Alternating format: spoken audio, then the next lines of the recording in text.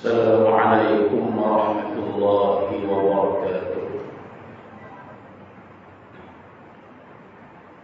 الحمد لله رب العالمين، وبه نستعين على أمور الدنيا والدين. صلاة وسلاما دائمين متتابعين متلازمين إلى حبيبنا المصطفى محمد صلى الله عليه وسلم وعلى آله وأصحابه وأزواجه وذرياته ومن دعا بدعوته ومن نهج نهجه إلى يوم الدين. أما بعد، سبحانك لا علم لنا إلا ما علمتنا إنك أنت العليم الحكيم. ولا حول ولا قوة إلا بالله العظيم.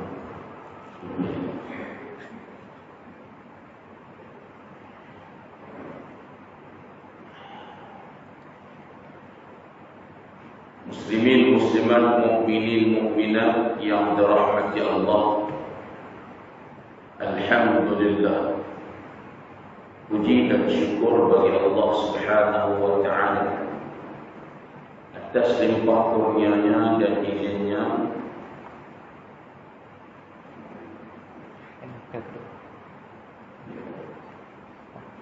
di malam ini. Allah taala masih berikan kesempatan untuk kita bertemu kembali malam ini, Selasa malam Rabu, minggu yang kedua bulan 2 2022. Tuan-tuan dan puan yang dirahmati Allah, macam biasa menggunakan pakai kitab idaman penuntut duduk yang pertama, muka surat 47.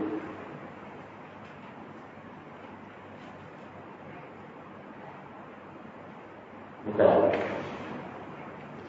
Surat 51.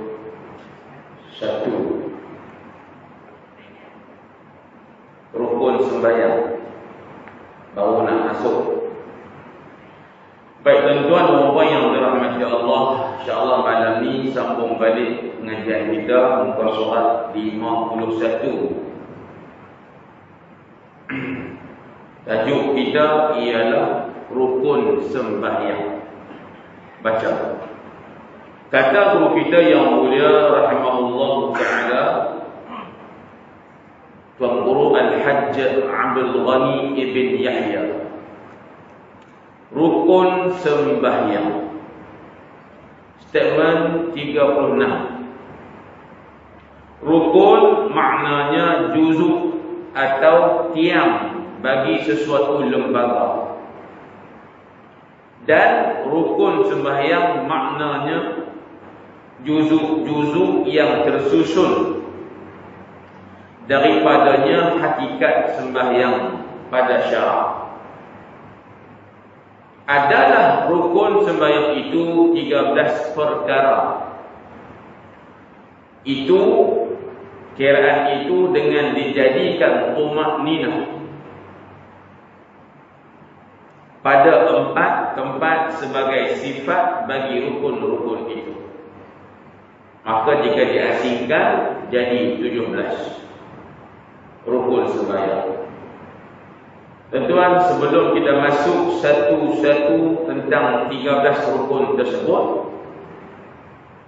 marilah sama-sama kita ambil sikit kepahaman tentang apa dia yang dikatakan rukun. Baik.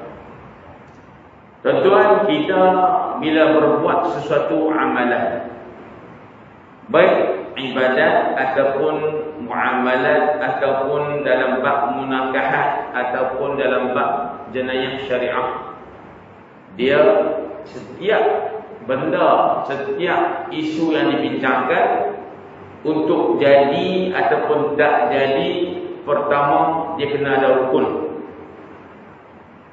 Nombor dua, dia kena ada syarat sah. Tuan, nombor 3, dia akan bincang juga pembatal hukum tersebut, dan dia akan bincang tentang sah ataupun batal sesuatu amalan. Itu yang kita mesti tuan jumpa kalau kita bincang tentang setiap amalan dalam agama kita. Termasuk dalam amalan itu ialah solat. Solat kita ni dia ada rukun, dia ada syarat sah, dia ada syarat wajib sembahyang. Dan kita juga jumpa nanti dia akan ada namanya perkara yang membatalkan sembahyang. Yang keempat yang kita akan bincang, sembahyang sah atau tidak. Yang kelima, secara tak langsung dia akan sebut batal ataupun tidak. Tuan, itu dia punya perkara-perkara yang berkait dengan setiap amalan termasuk sembahyang. Bila kita sebut rukun sembahyang, semua bakat tahu lah, boleh bilang lah, boleh buat lah. Tapi kita nak tanya dulu, yang dikatakan rukun itu apa nama? Rukun-rukun ni nak tambah. Apa definisi kata orang Allah ni bagi perkataan rukun? Yang kita tahu, rukun kena buat. Yang kita tahu, tak buat rukun tak sah ibadah. Itu yang kita tahu. Contohnya yang kita dah faham lama dah, sembahyang tak baca Fatihah, mesti kita kata sembahyang itu tidak sah. Betul tak? Mesti semua tahu belakang. Pasal apa? Tuan-tuan dah faham lama dah, baca Fatihah itu adalah rukun setiap rakaat solat. Bila dia rukun, tak baca, kita kata sembahyang tidak sah. Pasal apa? Rukun tak cukup. Rukun tak cukup. Baik, jadi rukun ni apa? Pada bahasa, rukun maknanya juzuk sesuatu ataupun tiang sesuatu, asas kepada sesuatu benda ataupun lembaga. Sini guru tersebut kata lembaga, maknanya benda lah tuan-tuan. Macam masjid kita ni dia anggap lembaga, maknanya benda ataupun tuan-tuan sebuah bangunan. Nak jadi sebuah masjid ini mesti kena ada rukun. Rukun masjid kita ni tiang-tiang tu lah. Tuan-tuan bayangkan kalau tiang tak ada, agak-agak masjid ni boleh terbina ke tak? Jawabnya tidak. Nak naik tak boleh tuan-tuan. Sebab apa? Nak tumpang atas apa? Halang rasuk tuan-tuan, kemudian bumbung silin nak tumpang tangan. Maka dibumpang tui atas tiang tersebut. Jadi tiang itu, tiang masjid dikatakan rukun. Kalau tiang ada, masjid boleh ada. Kalau tiang tak ada, pada hukum adat kata masjid pun tuan-tuan nak bina. Tak jadi. Pasal apa? Jaga runtuh. Baik. Tuan-tuan dan puan yang dirahmati Allah, kalau itulah maknanya, maka apa pula yang dikatakan rukun sembahyang? Ialah tuan-tuan perkara asas sembahyang ataupun juzuk-juzuk yang terbina dengannya sembahyang secara sempurna. Dan rukun ini ialah dengan sesuatu yang kalau dia tidak ada, hukum tidak ada. Dan jikalau dia ada, hukum ada. Dan dia itu adalah hakikat sesuatu itu.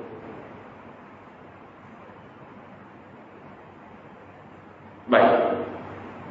Tuan, rupa sembahyang, lukisan sembahyang, gambar sembahyang itu akan hanya tuan terang jelas apabila dilukis rukun-rukun sembahyang. Justru kalau tak ada satu rukun sembahyang tadi, akan cacat gambar semayang, akan cacat rupa lukisan semayang. Nak jadi gambar semayang, gambar yang sempurna, mesti cukup rukun-rukunnya. Tak ada satu saja, gambar semayang itu jadi cacat. Maka rukun ialah sesuatu yang kalau dia ada hukum, kalau dia tak ada hukum, dan dia adalah hakikat sesuatu perkara. Sebab itu, kalau kita nak bagi faham lebih lagi, sunat dalam semayang, dia bukan hakikat semayang. Walaupun amalan sunat semayang itu dituntut kita buat, seperti membaca doa al-istiftah ataupun membaca surah selepas al-Fatihah, ataupun mengangkat Allahu Akbar ketika nak rokok, tasbih 3 kali dalam rokok dan ketika sujud, itu sunat. Sunat banyak lagi tuan-tuan. Sunat semayang ini dia bukan hakikat semayang, tapi dia adalah barang hiasan kepada semayang supaya nampak lebih molek. Ibarat masjid kita tu film cat, itu sunat. Tak ada cat juga masjid kita clear, yang penting tiang kena ada, piling kena cantik, tiang kena ada, bin kena ada. Tak boleh cat tuan, masjid tak untung. Cat bukan hakikat masjid, tapi tiang adalah hakikat masjid. Rukun semayang, hakikat semayang. Sunat semayang bukan hakikat dia. Sebab tu kita kata, kalau kita tanya orang tu, dia semayang hanya buat yang sunat. Fatihah tak baca surah Baqarah. Contoh, tuan-tuan, Allahu Akbar sebut nak rokok tak buat pun. Duk tahiyat akhir tak baca pun. Semayang tak nama dia? Adakah itu rupa semayang? Tak. Walaupun hak sunat dia ikut borong habis. Sunat hayat 15, sunat abad 8, dia buat semua 23, lagi sekan. Tapi semuanya sunat sahaja. Rukun tak ada. Rukun tak cukup. Walaupun sunat itu dia borong habis 23, tetap itu bukan sembahyang. Kerana rupa semayang, gambar semayang hanya akan terlukis sempurna dengan adanya rukun-rukunnya sahaja. Sebab tu saya nak ulang balik, saya kata yang dikatakan hakikat semayang, rukun-rukun dia. Kurang satu yang rukun, tak ada rupa semayang, cacat. Tapi sunat semayang dia bukan hakikat. Sebab itu untuk memahamkan kita lagi, kalau kita semayang buat yang fardu rukun sahaja, semayang tu penuh ni buat yang 13 rukunnya, ada tak buat langsung. Pasal apa? Kalut berdepa, bahas SPH tu murah. Nah, sehingga RNR tuan semayang buat lama-lama kena tinggal bah jalan kaki pergi berumpuh satu sok. Jadi tak kalut dengan bah tak masuk ya, aku kalau buat sunat takut kena tinggal bah. Maksudnya dia pun buat rukun saja, 2 minit siap. Kata bila sah semayang dia, sah tak? Rukun cukup, tak kurang walaupun satu. Sah tak semayang? Sah. Sunat satu benar. Mayang subuh buat rukunnya, kunut pun tak baca, sah tak mayang subuh dia? Muslimat jawab tak? Pandai yang mengerti faham dulu. Ada setengah tempat kita buat cerita kali-kali tu, kalau mayang subuh tak baca kunut sah tak mayang? Dia tak sah. Sebab apa? Sebab tak baca kunut. Makna ilmu tak sampai. Bukanlah benar sertifikat tak buka izin Allah tu, bukanlah benar bayar pun. Nah, tak benar buat izin Allah gebak hantar kena ilmu tinggi sikit nak ni tuan, mudah tak ada. Tu pun orang kata tak baca kunut subuh mayang tak sah. Tanya apa dia? Kunut tak ada. La ilaha illallah. Punya tuan tak faham. Awak ustaz kalau faham? Kalau faham senangnya. Kunut hukum dia apa dia? Sunat. Ya, sunat ni dia hakikat sembahyang ke bukan? Bukan. Kalau kita tinggal sembahyang, tinggal kunut dengan sengaja, batal sembahyang? Tak. Kalau kita tinggal semua rukun, pergi baca kunut je subuh, sah sembahyang subuh kita? Tak. Sebab dia adalah sunat. Maka sunat bukan hakikat sembahyang. Clear sangat tuan-tuan. Muka surat 51. Baik. Baca. Itulah yang membedakan rukun dengan syarat.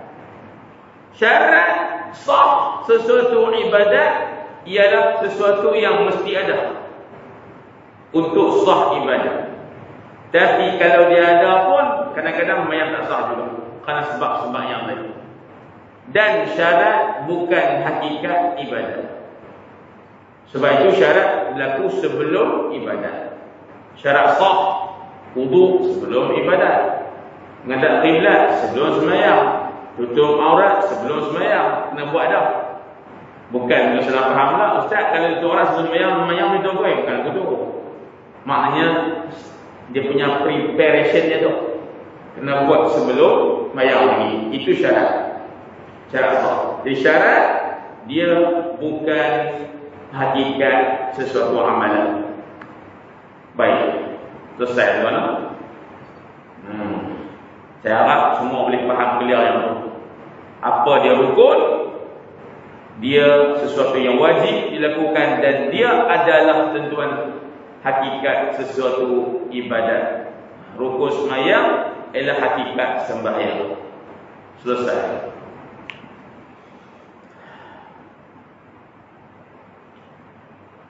Sebelum kita baca tuan 1, 2, 3 sampai 13, agak-agak saya tanya lah ni lah. Saya tanya saja, saya buat soalan. Tuan tak jawab. Apakah rukun yang 13 itu?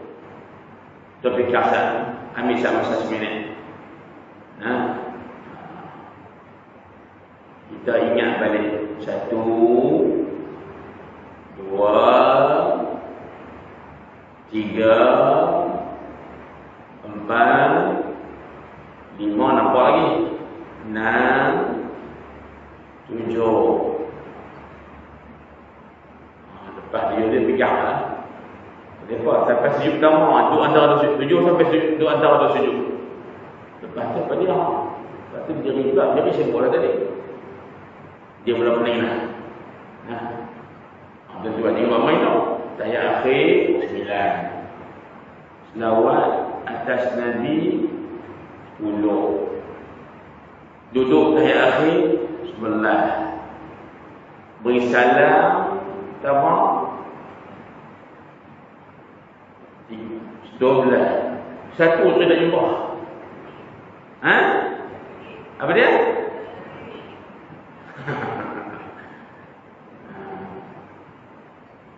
Tertib lah. Apa tuan tengoklah balik. Tu yang tertib lah. Baik, saya ajak untuk kita fikir sekitar lalu. Kalau boleh fikir macam dah lalu, kira okey dah semayang kita tu. Takut tenggelam 1, 2, 3, 4. Dah semayang, nak lupa dah nak tengok lagi. Takut nanya, tak apa tuan. Semua dah tahu dah pun. InsyaAllah. Baik tuan-tuan, kita masuk. Adalah rukun sembahyang itu 13 perkara dengan dijadikan tamak ninah itu kan pada 4 tempat sebagai sifat kepada rukun-rukun yang 4 tersebut, iaitu ni cara nak bilang rukun yang 13 tu nak kira lagu mana cara dia dengan tamak ninah pada 4 tempat rukun. Kita kira bohong sekali. Tak mana tu tamak ninah? 4 tempat yang mesti ada tamak-ninah. Pertama, rukuk. Yang kedua, i'tidal. Yang ketiga, sujud. Yang keempat, duduk antara dua sujud. Empat tempat ni mesti ada tamak-ninah. Kalau kita bilang tamak-ninah tu borong sekali empat tadi, dikira 13 rukun. Tapi kalau kita asing, tamak-ninah tu asing, satu, jadi 17.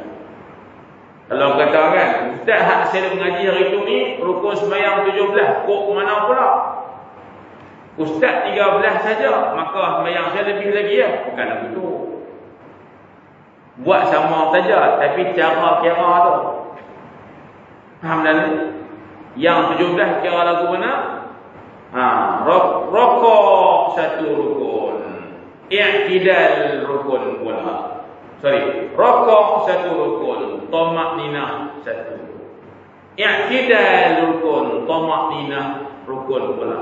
Dia asin. Jadilah 17. Tuan. Baik. Tentang rukun sembahyang tu, 4 mazhab tak sama. 4 mazhab tidak serupa. Mazhab Hambali hampir kita ada 14. Mazhab Nabi tak banyak, tentu hanya 8 saja.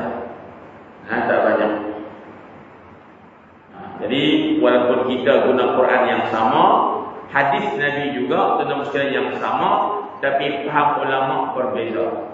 Sebab itu ijtihad mereka berbeza, maka hukum pun tak sama kadang-kadangnya. Baik, tak apa. Baca. Apa dia 13 rukun itu? Pertama ialah niat. Ataupun kita sebut bahasa kita niat. Arab kata niat. Nun kasrah, ya syadah fathah, niat. Tentu boleh kat kita niat. Iaitu niat ini ingat dalam hati mengerjakan sembahyang. Tentu dia bercakap di hati dia untuk sembahyang. Itu makna umum, belum cerita detail lagi. Tidak wajib disebut niat itu dengan lidah. Malahan sunat sahaja sebut dengan lidah.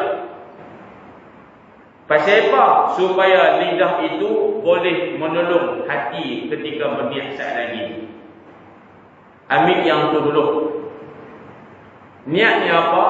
Saya ambil kerana ikut ta'rif yang paling popular dalam mazhab Syafi'i, ialah qasdus syai'i muqtarinan bil fi'li. Itu ta'rif paling popular.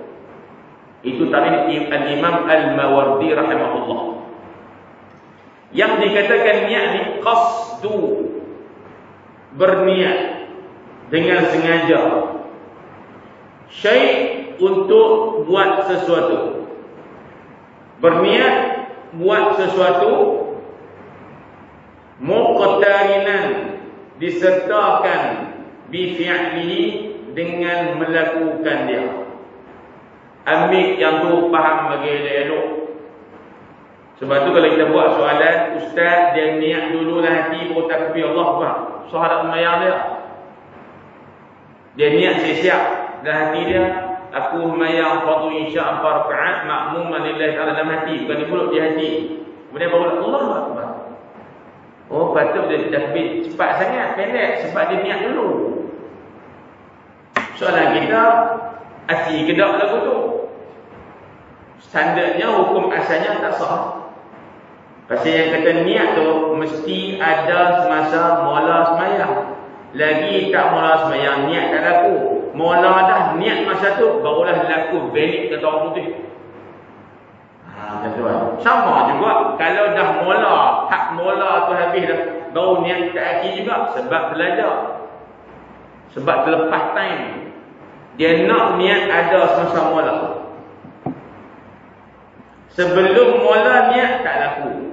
Lepas mula habis, tuan dah belajar sikit baru niat, tak sah juga. Saya ulang, niat ialah berniat sesuatu, berniat untuk lakukan sesuatu dengan sengaja ketika mula melakukan sesuatu itu. Contoh sembahyang kita 13 rukun, mulanya dengan takbiratul ihram. Walaupun kita nak takbir berdiri dahulu, walaupun tuan-tuan berdiri itu duduk nombor 3 dalam kiraan sembahyang rukun sembahyang, tapi yang kita akan buat dulu ialah berdiri. Lepas berdiri kita akan takbir Allahu Akbar. Semasa takbir barulah kita niat. Walaupun ikut turutan kira dalam tulisan, berdiri nombor 3, takbir nombor 2, niat nombor 1. Tapi pada praktikal amali sembahyang betul-betul, diri dulu. Tidak saya faham. Tentu kita tengok ada orang, tentu saya mesti bagi dia dah takbir dah. Ada. Saya mesti bagi saya untuk bila qomat saya bagi dia niat ada. Tak ada. Nah, dia akan berdiri pacak dulu. Lepas tu takbir Allahu Akbar. Dalam takbir tu baru niat. Tapi dalam tulisan kita niat nombor 1. Sini pun ada perkiraan juga. Orang kata, Ustaz, saya nak tanya, kita ada sembahyang hak betul-betul pun, kita berdiri dulu. Dirikan rukun sembahyang. Asal berdiri, baru kita takbir. Ya, takbir nombor 2 lepas berdiri. Masa takbir dah, baru boleh niat. Niat jatuh nombor 3. Tapi saya nak tanya, Ustaz, pasal apa lagi kita sebut niat dulu? Dia tanya. Ini nampak kepentingannya. Pasal apa ulama bertulis rukun sembahyang tu tak niat nombor 1? Kerana nampak niat itu penting. Awak sembahyang terang mana apa kita niat? Tak laku sekupang, kata orang kupang. Tak laku. Assalamualaikum warahmatullahi. Assalamualaikum warahmatullahi. Subhanallah, subhanallah. Aku tak niat tadi tu. Dia teringat masa tu lepas mayang. Aku tak niat tadi. Susah niat. Ini perbahasan ulama Syafi'i lah. Siapa yang dah semayang, yang dah bagi salam, lepas salam teringat dua benda ni, mestilah mayang lain. Mayang tidak sah. Pertama, dia syak adakah dia takbir ihram? Satu. Yang kedua, dia syak adakah dia berniat? Kalau dia syak dua benda ni, walaupun dah salam, dia kira kena semayang lain. Yang tadi ben menahan tak kira apa. Tapi kalau dah habis semayang dah, Assalamualaikum warahmatullahi, Assalamualaikum warahmatullahi, tiba-tiba teriak, tadi baca apa? Baca apa? Baca apa? Baca apa? Baca apa? Baca apa? Acik. Kalau dia syak takbir dan niat buat kedak lepas salam, kena semayang lain. Pasal apa Ustaz? Senang saja. Kerana jarang orang semayang, dia tak takbir dulu. Boleh kan tuan? Tentu ada sampai Kuala Lumpur dah. Nak kereta sampai Kuala Lumpur rumah anak kita. Lah, ayah tak perasan, ayah start dia kata. Dia nak kereta tuan ni Korea punya tu tanah. Sampai Kuala Lumpur tuan, 485 km. Sampai rumah anak, ni cik Abah tak perasan, Abah start dia kereta Abah tu. Abah ni, Abah di Kuala Lumpur ni. Awaknya di Kuala Lumpur mana start dah kereta. Maksudnya jarang orang tuan dia bagi salam kalau dia tak takbir pada awal. Sebab takbir dengan niat tu buah mula. Sebab tu kita lupa semua tahu kalian maknanya syaih niat ke dah atau niat ke dah atau niat ke dah atau takbir dah atau takbir dah tu dia kena semayang lain. Sebab jarang orang lupa takbir dengan niat sebab dia mula-mula semayang kita. Baik, ambil balik. Jadi, tuan-tuan sekalian, niat itu hanya laku bila kita telah mula semayang. Dengan kita takbiratul ihram. Takbir itulah mula semayang. Lagi tak takbir, tak mula semayang. Tuan-tuan dalam main masjid, orang dah azan pertama, orang dah azan tuan-tuan sekalian, maaf pula tempat tunggu nak qamat saja. Tuan-tuan kata kalau kita buat sunat tahiyat masjid, tak usah lagi tak ada takbir untuk imam. Luput fadilat takbir lepas takbir imam. Jadi kita pun tak sembahyang sunat lah tahiyat masjid, tunggu baca dengan faham. Contoh. sendiri. Lepas tu tuan-tuan, tok imam atau tok bila qomat dah sembahyang. Baik. Jadi tuan-tuan sekalian, kita ni walaupun setengah jam dia kita jadah tu lah lagi pun tak nama sembahyang, lagi tak takbir. Dan niat ini hanya sah bila kita niat dia dalam takbir tu sahaja. Sebab apa Ustaz? Sebab takbir tu daripada Allah sampai Ra Akbar, Allahu Akbar, itulah namanya mula sembahyang. Niat mesti ada dalam tu. Kalau belum takbir, itu belum mula. Kalau habis akbar, itu dah habis mula. Maka niat tak laku juga. Nabi sebut, innamal a'malu binniyat. Hanya saja setiap amalan itu sahnya dengan niat masing-masing. Itu tuan, apa dalil yang terkuat untuk tajuk kenapa kena niat. Niat itu sebagai rukun. Terlebih kaedah kata apa? Al-umuru bimaqasidiha. Setiap amal itu berdasarkan niat masing-masing. Tuan, Allahu Akbar. Baik. Selesailah. Dan peringatan awal di sini, jangan salah faham tentang lafaz niat dengan mulut. Yang kita disebut usalli fardal maghribi 3 raka'atin ma'muman lillahi ta'ala. Yang tu niat ke? Niat ke? Atau orang panggil apa? Melafazkan niat. At-talaffuz bin niyati. Istilahnya nama talaffuz bin niyat. Ulama bincang tuan-tuan. Saya bak bila sikitlah. Mazhab kita, lafaz niat sebelum kita niat hukumnya sunat. Usalli lillahi ta'ala usalli. Usalli lillahi ta'ala sebut apa? Tapi tabi'alah. Lepas turun temurun. Sepatutnya terus ya usalli fardhu al-fajr.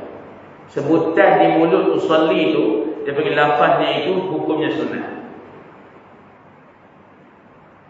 Atas alasan untuk dia tolong niat saya bagi lancar. Dah mulut tu asah dah warming up dah. Dengan untuk usalli lillahi usalli fardhu al-maghribi 3 raka'atin adaan ma'muman lillahi ta'ala. Allah, dia punya senang je. Dan siapa? Taidah. Tuan-tuan, sebut di mulut lah. Itulah mazhab kita kata sunat sebut niat sebelum kita niat, kerana sebut di mulut itu meringankan dan memudahkan semasa niat saat lagi. Ustaz, betul ke kaedah kalau kita nak senang apa kita hidup lancar dulu? Betul. Tak percaya? Tuan-tuan remember balik zaman tuan-tuan nak menikah dulu ni. Nak menikah esok lepas Jumaat, enggak mari tak hidup lah berarti. Saja aku terima aku terima nikahnya apa semua dia. Duk lancar. Aku terima nikahnya apa semua tuan. Duk lancar. Alhamdulillah. Dia kata clear lah. Esok dah dah. Pasal apa? Malam dia kata mari insya-Allah pulang tu.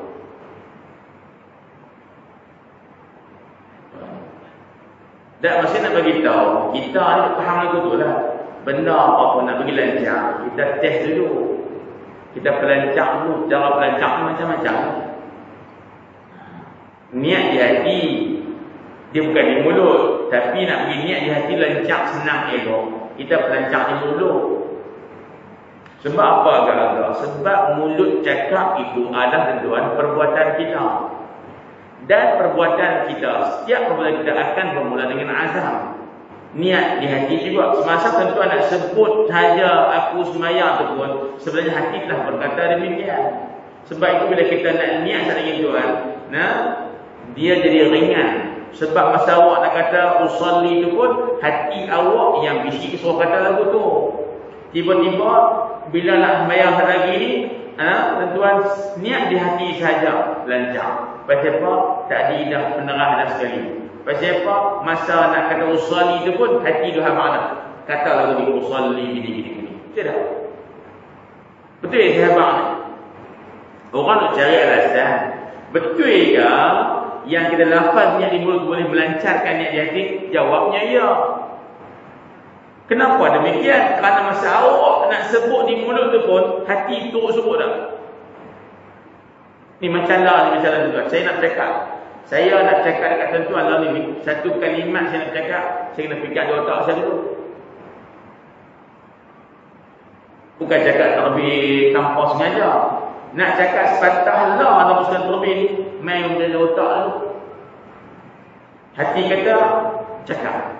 Jadi dah ada dalam situ dah dia punya melancarkan ni. Selesai. Yang saya nak ambil juga penegasan, ada orang kita buat soalan.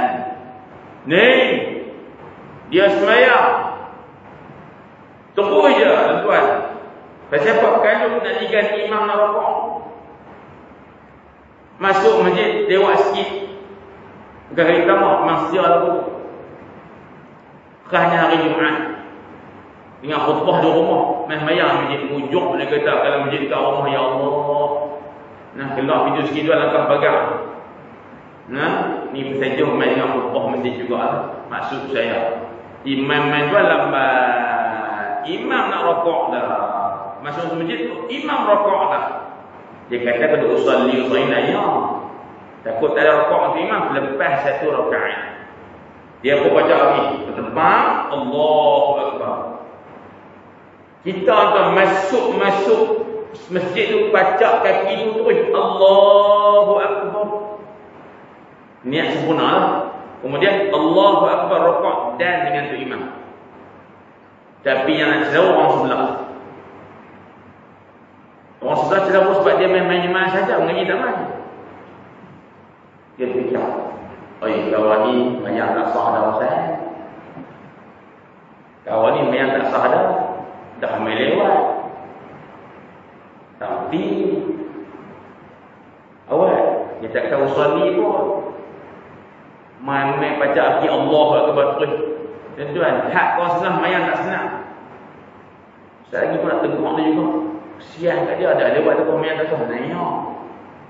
Hak kawan sebelah tu, pasal apa? Dia tak dengar kawan tu kata usalli. Nampak tak? Dia tak faham apa? Main tak sah. Ada yang faham lagu tu?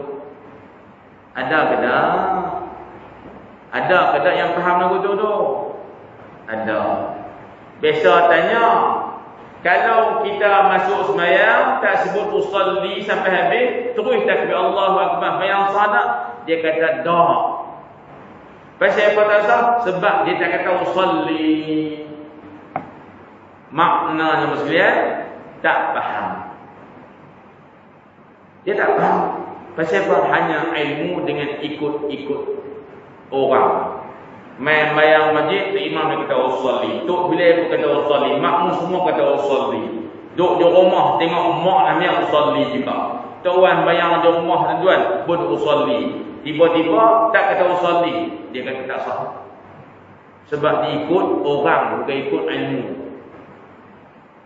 Boleh faham tak? Jadi sebutan lafaz niat di mulut sunnah, bukan rukun.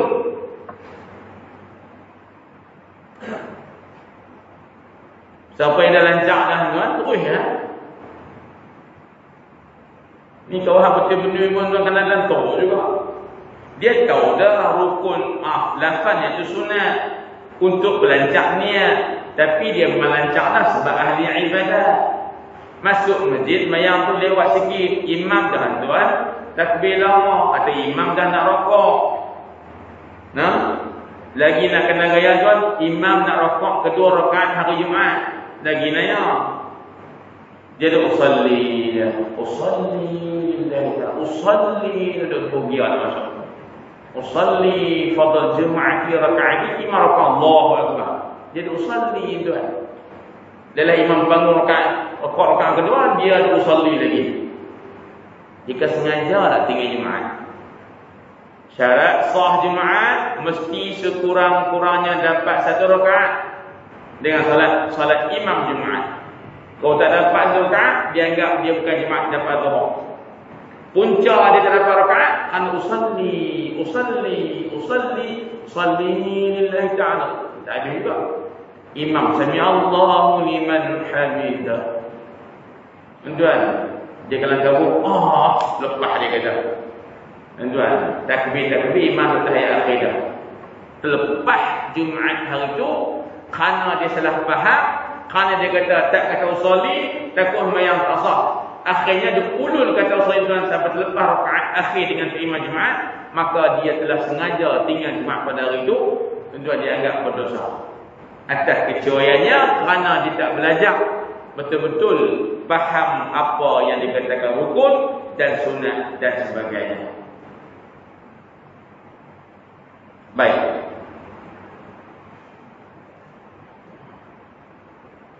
Yang terakhir saya sebut faedah melafazkan niat di mulut sebelum niat di hati adalah kerana mulut akan tolong hati jika niat. Cuma saya tanya semua yang ada ni, semua yang ada di masjid ni, tentu kalau lafaz niat sembahyang Arab kan Melayu. Yang tanya ikhlas betul-betul muslimat. Saja aku sembahyang sa'akat usalli fardhu asri. Hafal tuan, hafal.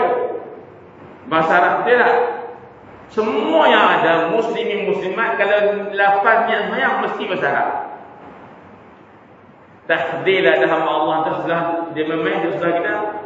Saja sembahyang bahasa perkataan Allah Taala mesti kena kutuknya. Mesti viral punya pihak. Aku ni sembahyang tak jumpa lagi awak. Dia lafaznya asal Melayu teruk semua. Tak nak berlaku dia kata. Baik, betul lah tu. Semua berlafaz niat sembahyang dengan bahasa Arab terlihat. Tapi soalan yang kedua, bila niat di hati Melayu ke Arab? Semua yang tu ada ni, bila niat di hati, dia kata usalli juga ke aku sembahyang pada asal. Saya rasa lah lancar kita ni niat dengan bahasa Melayu. Saya rasa sebab saya pun begitu. Jadi dia kata faedah lafaz niat di mulut untuk melancarkan niat di hati. Isunya ialah lafaz niat bahasa Arab, niat di hati bahasa Melayu. Kok mana hak mulut tolong Melayu tu? Hak mulut tolong hati sebab mulut Arab, hati Melayu. Lafaz niat dengan bahasa Arab. Usalli tapi main niat dia saja aku sembahyang. Inilah antara yang sebut tempat lain. Ini antara kes-kes Melayu tolong Arab, Arab tolong Melayu ni antara ni. Ini antara kes-kes yang Arab tolong Melayu. Tuan faham kan? Tengok main tu tuan pergi ubah. Saja aku sembahyang terasa dijilai tu. Dia kuan tauqah. Nah, dia rasa tak feeling. Dia masuk usalli fardhu maghribi, dia rasa lagi. Walaupun niat hanya Melayu tuan, tak ada isu. Sebab kita terbiasa demikian. Nah, Allah mengatakan Tegal bisa, adat jadi biasa. Baik. Boleh nak tuan lah. Jangan tersilap lagi dah. Dan kalau orang main sebelah kita, terus takbir, kita jangan kata jadi sembahyang asal. Jangan kata sebab lafaznya itu sunnah hukumnya. Dan ada mazhab mengatakan lafaz niat sembahyang itu hukumnya adalah haram. Jangan terkejut. Empat mazhab, dengan mazhab Hambali berkata demikian.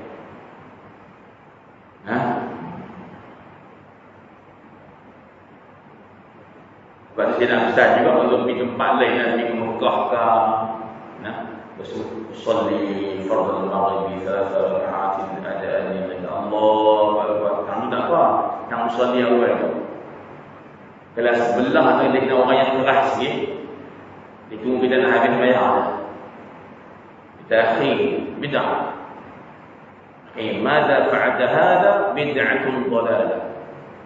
لأنه لم يفعله الرسول صلى الله عليه وسلم. Yang mula kata usalli Nabi dan buat umur kata. Semayang ni ibadat. Ibadat mesti ikut apa yang Nabi ajar. Nabi tak nak sebut usul dia ikut semayang dia sebelum niat. Mu kata mu pi tambah, tak sama dengan Nabi. Tak saya juga kena ceramah pula. Kita dah ada Malaysia semua nak habaq Melayu banyak cakap Arab. Tuan, nak habaq tu. Tapi kalau orang mengaji dia kata ginilah, betul. Itu pendapat sebahagian ulama. Tapi mazhab Syafi'i kata sebut lafaz yang usul itu sunnah. Walaupun tak sabit hadis yang jelas tentang niat lafaz niat untuk sembahyang, tapi dikiaskan dengan Nabi berniat ihram haji secara mulut, berniat haji di hati. Nawaitul hajja wa ahram tu Nabi berkata demikian. Ketika niat haji, maka haji itu ibadat tak? Ibadat juga. Sembahyang ibadat ke tak? Ibadat juga. Sama ada sembahyang haji ni, sama pada kedua-duanya lah ibadat. Jadi kalau kami nak katakan bila Nabi menyebut tentang lafaz niat haji boleh, maka kami kata sembahyang pun serupa dengan haji di segi mereka sama sebagai ibadat. Maka kalau haji boleh lafaz niat, maka sembahyang pun boleh lafaz niat.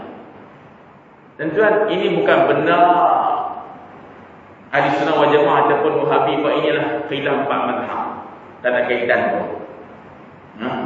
Saya kata demikian kerana ada orang pun tak gini, kalau orang tak lepas niat kata boleh, dia kata Wahabi bukan. Ini 4 mazhab. Perbincangan 4 mazhab. Baik.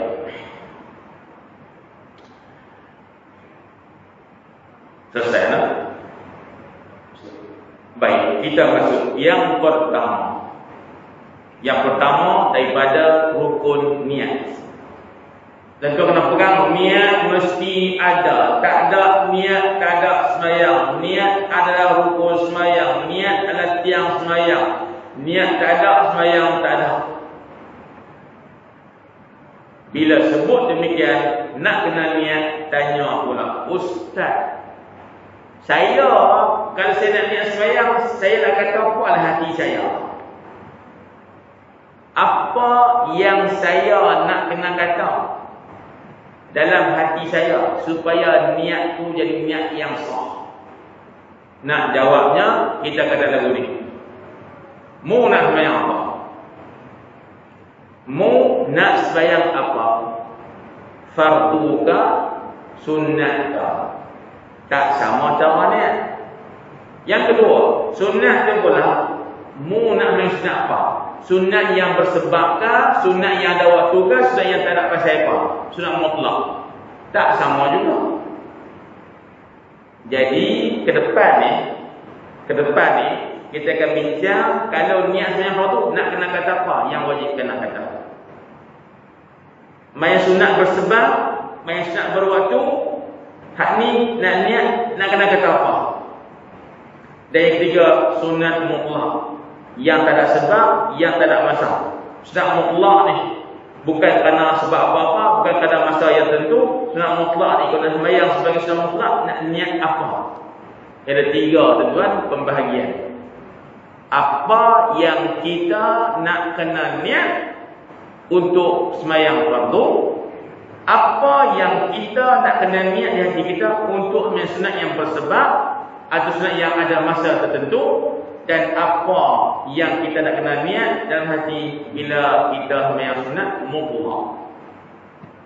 Ada 3 perbahasan, 3 pembahagian. Yang pasti niat ada 3 perkara lah.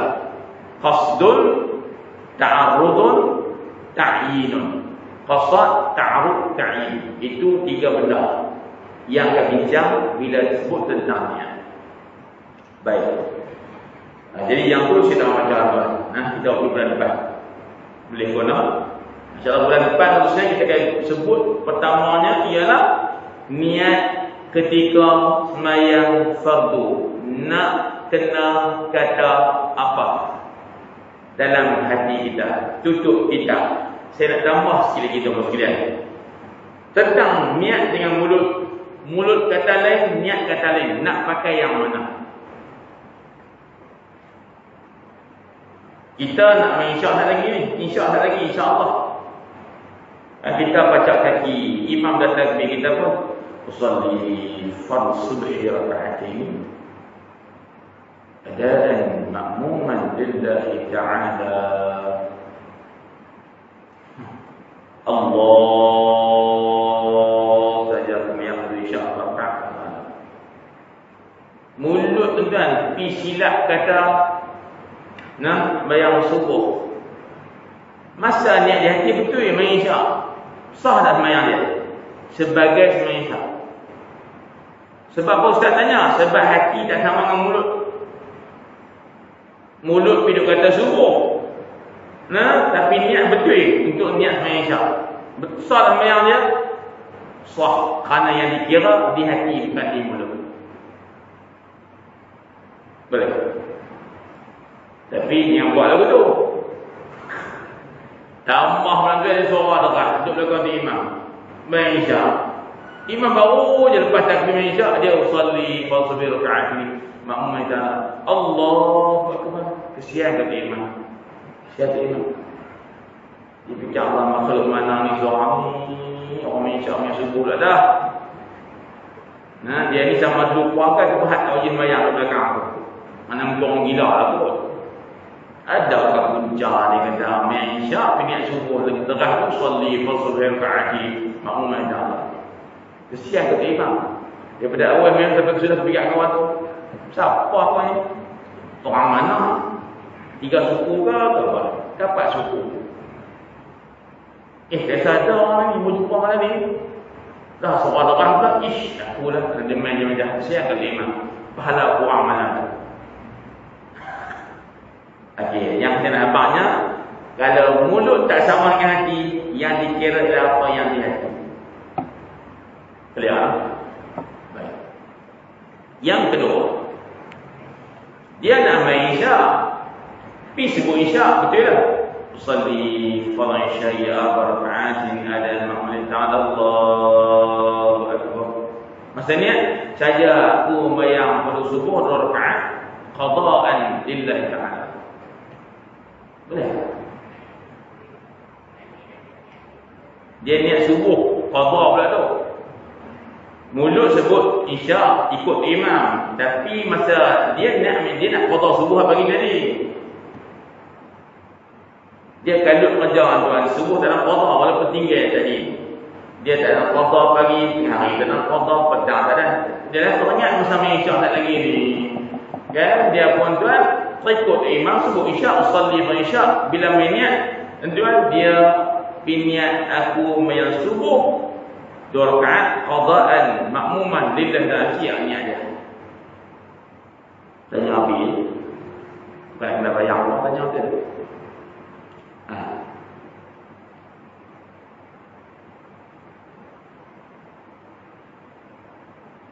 Kita habaq tadi, kalau niat di hati tak sama mulut, yang dikira apa yang di hati. Itu clear. Tapi ustaz, dia niat main subuh belakang imam isyak, okey ke? Boleh tak? Mazhab Syafi'i saja yang kata boleh. Lagipun dia kata yang saya qada segera ni pasal tadi ni bukan dia tidur. Dia tengok bola dunia akhir. Nak berhenti main subuh takut tak ada tengok sampai habis. Lala kata pejam mata api, pejam dah tengok api bola bayang boleh buat lain. Dia kata bola 5 tahun pula.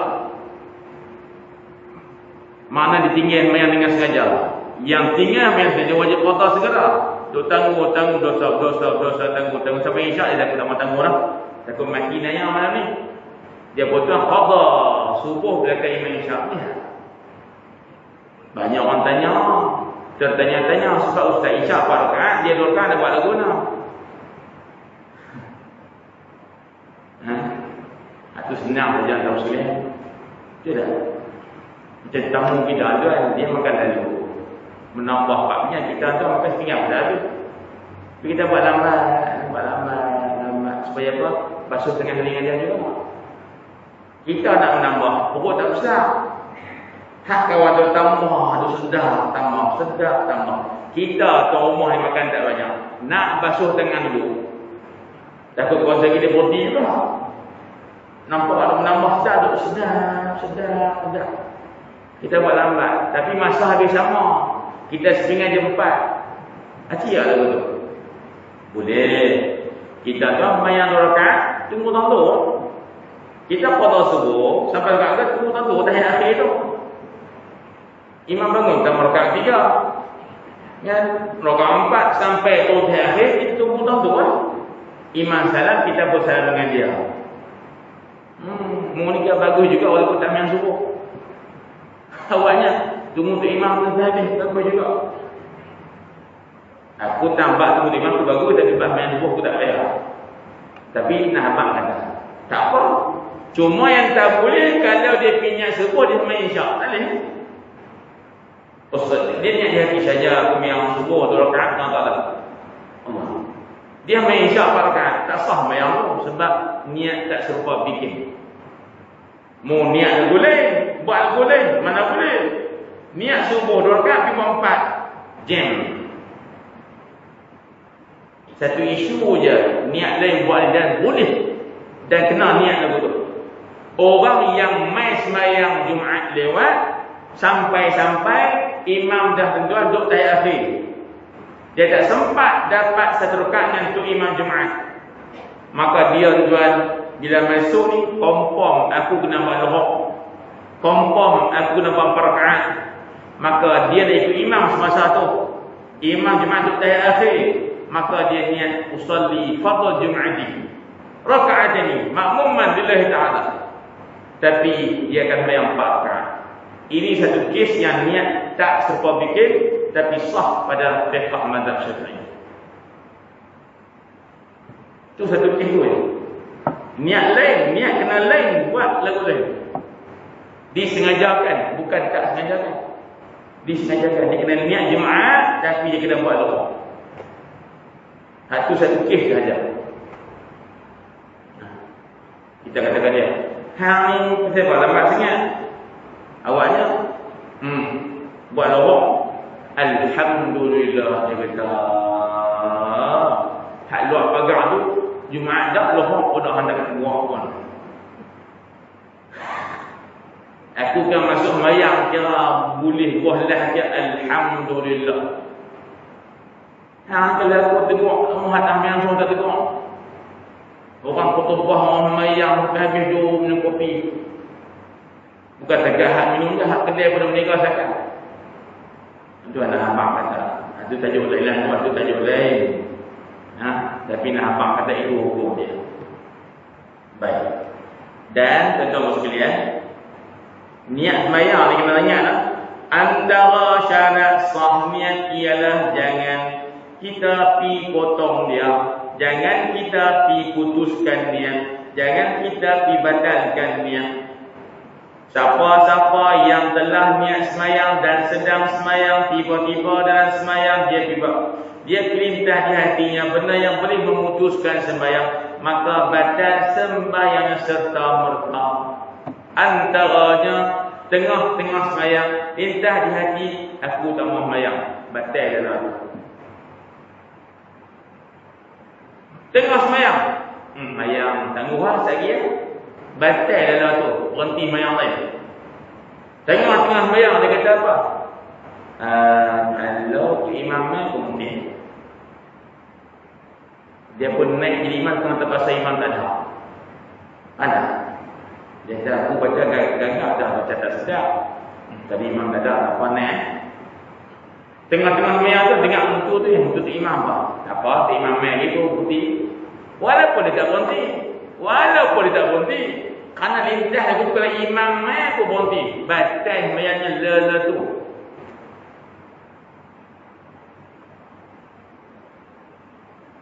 Ataupun dia niat isyak kan. Aku mengisyak perkara Allahu Akbar tengah-tengah semayang. Aku nak tukar buat subuh. Batal lele tu. Betul kita niat semayang ni macam orang macam Islam. Islam tu kalau minta kufur je murtad lala tu. Wal'iyadzubillah. Niat semayang tu tiba pimpin niat putus, batal lala tu. Contoh niat putus niat, aku tak mahu semayang dah. aku tak mau semayang dah. Aku nak berhenti semayang. Tangguh dulu saya semayang lain. Batal lala tu. Contoh niat putus niat, aku tak mahu semayang dah. Aku nak berhenti semayang. Tangguh dulu saya semayang lain. Batal lala tu. Contoh niat putus niat, aku tak mahu semayang dah. Aku nak berhenti semayang. Kalau bini ku balik, bobi mayang. Contoh. Kalau kata apa nama ni, postman naik ku bobi mayang sebab kita dapat terima surat. Contoh. Lepas mayang juga, postman naik, tunggu dalam buka pintu, dia baik lagu tu. Dia lintas. Wahai tak roti pun, dia tak roti pun, dia terus mayang, cuma main hati dia.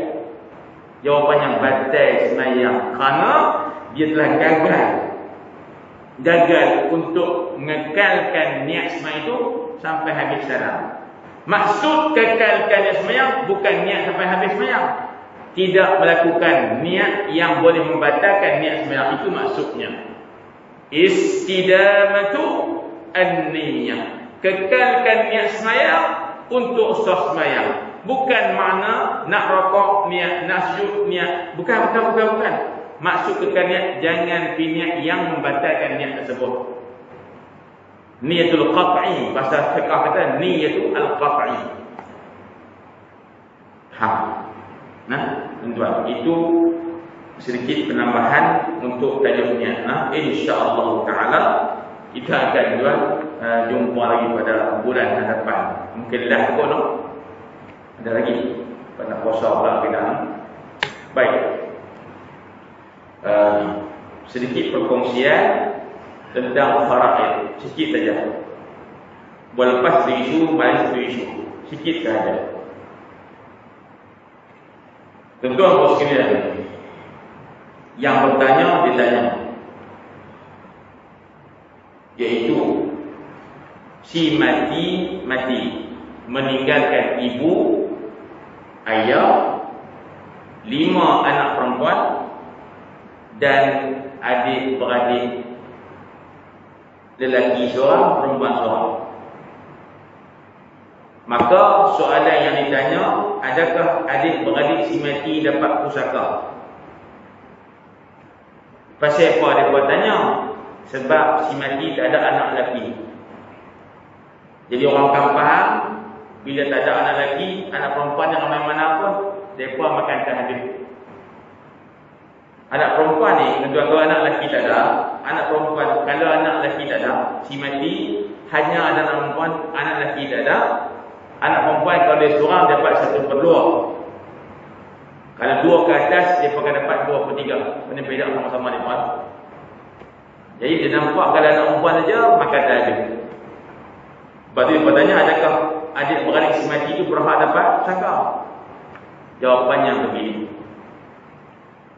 Kita habaq dalam buka bidak sedengan. Ada 6 orang yang mereka ni kalau ada mesti dapat pusaka. Tak ada siapa boleh halang mereka. Nombor 1, pak si mati. Pak sebenarnya pak yang dibinkan si mati dengan dia. Bukan pak tiri, bukan pak angkat, bukan pak susu. Baik, yang kedua, ibu si mati.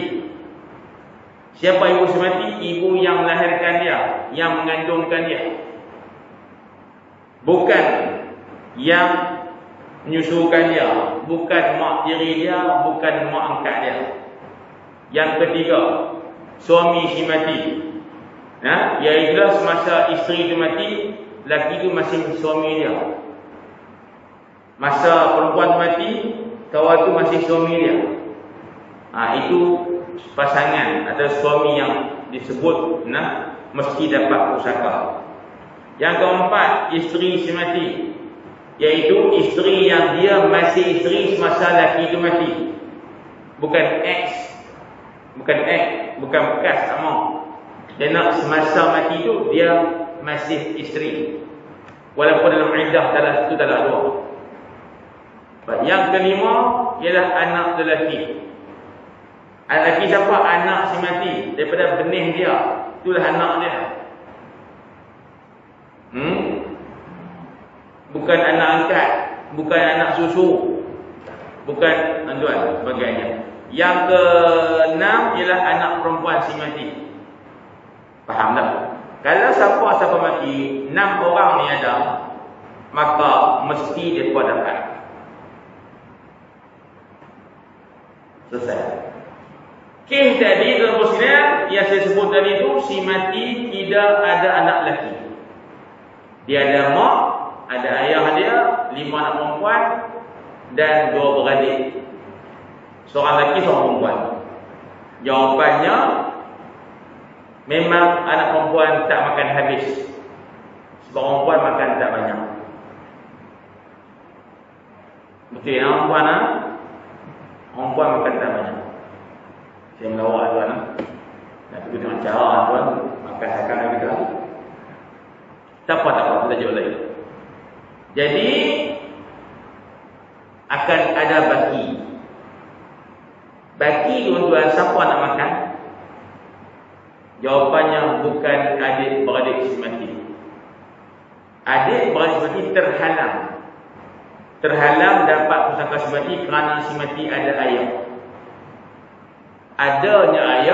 Adanya ayam menghalang adik-beradik semati makan pusaka dia. Ingat yang tu. Maka ayah tu dapat apa? 1/6. Mak 1/6. Hak baki pada perempuan tu boleh ke ayah. Alhamdulillah. Mak dapat 1/6, ayah 1/6. 5 anak perempuan dapat 2/3. Tuan-tuan campak yang mana ada baki sikit. Kat siapa tu?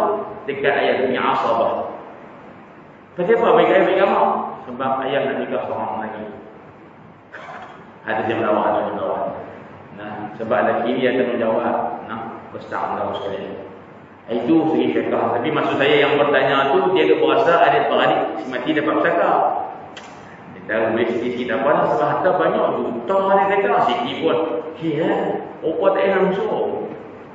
Tak payah langsung sebab semati ada ayah.